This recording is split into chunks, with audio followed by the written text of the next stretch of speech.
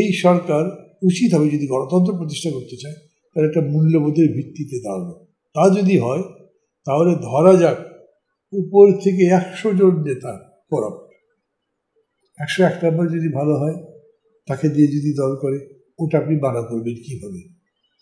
আবার যদি এমন হয়, এমন কোনো একটা মামলা হয়েছে, যে মামলার রায় হয়েছে হলো যে দেশের গণতান্ত্রিক পদ্ধতি এবং যা ছিল সব কিছু ভেঙে তছনছ করে দেওয়ার জন্য, গণতন্ত্রকে ধ্বংস করার জন্য দায়ী এই দল, অর্থাৎ তাকে ব্যান করা হবে। আইনগতভাবে এটা করা যায় কিনা, কিন্তু এই কথা কারো কারো মুখে শুনছি যে গণতন্ত্র হত্যার দায়ে তাকে এটা করা যেতে পারে। হাসিনার পাসপোর্ট বাতিল হওয়ার পর ভারতের আশ্রয় দেওয়া আর কতটা বৈধতা আছে? বোধহয় কতদিন পর্যন্ত দেওয়া যায় এটা আমার মনে নেই। ধরেন যদি এটা 60 দিন হয় তাহলে তো গেছে কয়দিন, বেশি দিন হয়নি, তার মেয়াদ চলে যায়নি। কিন্তু এইটা মেয়াদ শেষে তো তাকে দিতেই হবে, আমাদেরকে ফেরত দিতে হবে, অথবা এই সময় দেশে যদি শেখ হাসিনা খুবই ঘনিষ্ঠ, মানে তার জন্য বিশেষ দরদ থেকে অন্য কোথাও পাঠিয়ে দেবে। কিন্তু এইভাবে যে তাকে আশ্রয় দিয়েছে এটাই তো ঠিক হয়নি আমি মনে করি। কেন দেবে? উনি রেড পাসপোর্ট নিয়ে গেছে, মানে ডিপ্লোম্যাটিক পাসপোর্ট, সেই পাসপোর্টে যাওয়া যায়। কিন্তু যেহেতু গভর্নমেন্ট ওই পাসপোর্ট বাতিল করে দিয়েছে, এখন তো উনি পাসপোর্ট ছাড়া, ওটাই ওরা এরপরে উনি বেশ কিছুদিন হয়তো থাকতে পারবেন, তারপরে এক্সট্রাডিশন মানে তাকে ফেরত দেওয়াটা তাদের জন্য আইন সিদ্ধ। দেখা যাক তারা কি করে। খুব বেশি করে যদি তারা শেখ হাসিনার দরদি হয়ে কষ্ট পান, তাহলে তারা তাকে কোথাও পাঠিয়ে দেবে, সেটা একটা, সেখানে আমাদের হাত থাকবে না। আর তা না হলে এই দেশের এত অপরাধের কারণ, একদম একটা মানে ব্লাড স্টেইনড হাতই দেখা যাচ্ছে এত রক্ত তার হাতে, তাকে তো আমরা আমাদের দেশে বিচার করতে চাই, সবাই চাইবে। সেটা থেকে ভারত যদি তাকে সরিয়ে দেয়, সেটা ভারতের হিসাব করতে হবে যে এগুলো শেষ পর্যন্ত বাংলাদেশের সাথে তাদের বন্ধুত্বের সম্পর্ক টিকিয়ে রাখাই কষ্ট করবে। বন্দি বিনিময় চুক্তির মাধ্যমে হাসিনাকে ফিরিয়ে আনা সম্ভব কিনা? নিশ্চয়ই সম্ভব, কিন্তু বন্দি বিনিময় চুক্তিতে আমি যাচ্ছি কেন? তাকে তো ভারতীয় সরকার বন্দি করেনি, তাকে একটা আশ্রয় দিয়েছে। কেন? জয়শঙ্কর বলেছেন তিনি এইভাবে আমাদের কাছে শেল্টার চেয়েছিলেন, ল্যান্ড করতে, আমরা দিয়েছি। এখন প্রশ্নটা ভিন্ন। এখন প্রশ্নটা হচ্ছে তার কাছে কোনো পাসপোর্ট নাই, তার শুধু ডিপ্লোম্যাটিক পাসপোর্ট ছিল, সেই ডিপ্লোম্যাটিক পাসপোর্ট ক্যান্সেল হয়েছে।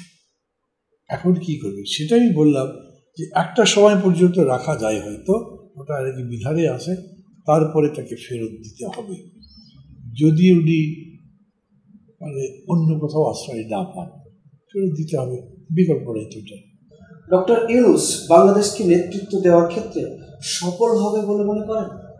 এই প্রশ্নটা কিন্তু আমরা একদম প্রথম প্রশ্নের মতো, উনি ব্যক্তিগতভাবে সফলতা বিফলতার কথা বলে তো লাভ হচ্ছে না।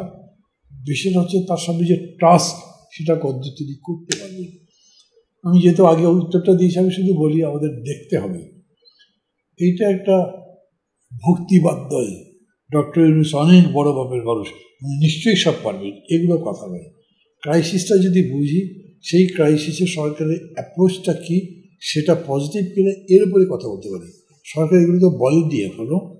তবে আমি দেশের অভ্যন্তরীণ অ্যাডমিনিস্ট্রেশনে দেওয়া তার পদক্ষেপগুলোতে মনে করছি যে তারা এটা অব্যাহত রাখবেন, এবং একই সঙ্গে দেশ যেমন ব্যাংকগুলো রিকভার করার চেষ্টা করছেন, অর্থনীতি রিকভার করার চেষ্টা করছেন, এইভাবেই চলতে হবে। এবং এইভাবে যদি চলতে পারে তাহলে সফল হবে। বাংলাদেশের রাজনীতিতে আওয়ামী লীগের কি আর ফিরে আসা সম্ভব? অসম্ভব তো বলবো না, আমরা তো জামাতকে আটকাতে পারিনি, তারা ফিরে এসছে। স্বাধীনতা যুদ্ধের সময়কার ভূমিকার প্রশ্ন যদি বলেন, তাহলে জামাতের এই ভূমিকা ক্ষমার অযোগ্য।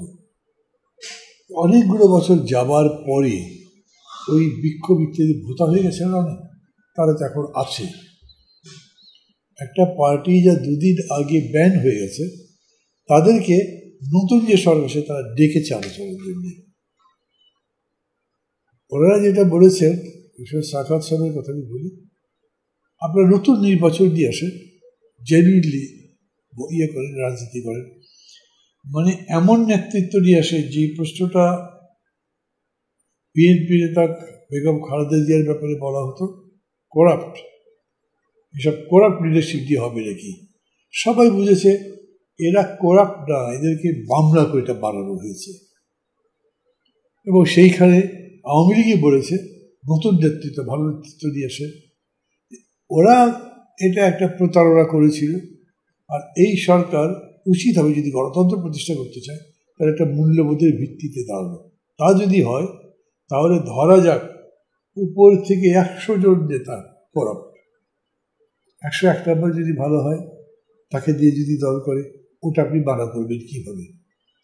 আবার যদি এমন হয়, এমন কোনো একটা মামলা হয়েছে, যে মামলার রায় হয়েছে হলো যে দেশের গণতান্ত্রিক পদ্ধতি এবং যা ছিল সব কিছু ভেঙে তছনছ করে দেওয়ার জন্য, গণতন্ত্রকে ধ্বংস করার জন্য দায়ী এই দল, ওদের তাকে ব্যান করা হবে। আমি জানি না আইনগতভাবে এটা করা যায় কিনা, কিন্তু এই কথা কারো কারো মুখে শুনছি যে গণতন্ত্র হত্যার দায়ে তাকে এটা করা যেতে পারে।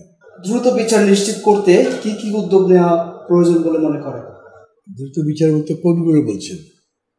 এই যারা গ্রেপ্তার হয়েছে, আমরা তো চেষ্টা অনেক করেছি, এগুলো এক্সপার্টদের জবাব হলেই ভালো। এই যে আমরা দ্রুত বিচার ট্রাইব্যুনাল করলাম না, তারপরে তো খুব কিছু হয়েছে বলে আমার মনে হয় না। একটা পদ্ধতি এদের বার করতে হবে। কিভাবে বার করবেন, কি বার করবে সেটা আমি বলতে পারবো না। তবে আমি দেখছি এই গভর্নমেন্টে লর উপরে এক্সপার্ট লোকজন আছে, যিনি লর অ্যাডভাইজার, উনি নিজেই তো একজন বিশ্ববিদ্যালয়ের শিক্ষক, পিএইচডি করা, এবং আইনেরই শিক্ষক। ওইভাবে বিচার ব্যবস্থাটাও কী করা যায় এবং বিষয়গুলো কত দ্রুত কীভাবে করা যায় সেটাও তারা বার করতে পারবে না। আশা করি উপদেষ্টা পরিষদে 2 ছাত্র উপদেষ্টা নিয়ে আপনার মতামত কি? সম্রাট আকবর 14 বছর বয়সে ভারতের সিংহাসনে বসেছিলেন। উনি তো আর দেশ চালাননি, দেশ চালাবার জন্য এদের পারিষদ ছিল। আর খেয়াল করেন, সম্রাট আকবর মানে দণ্ডমুণ্ডর ভাগ্য বিধাতা তিনি। তার বয়স 14, কি এক্সপিরিয়েন্স, কি বুঝতো? প্রফুল্ল মহন্ত আসামের চিফ মিনিস্টার হয়েছিলেন, ছাত্র আন্দোলন করে, কোনো পার্টি নেই ইলেকশন করে, অনেকে বলেছে পার্টি করে, উনি পার্টি করে করেছেন।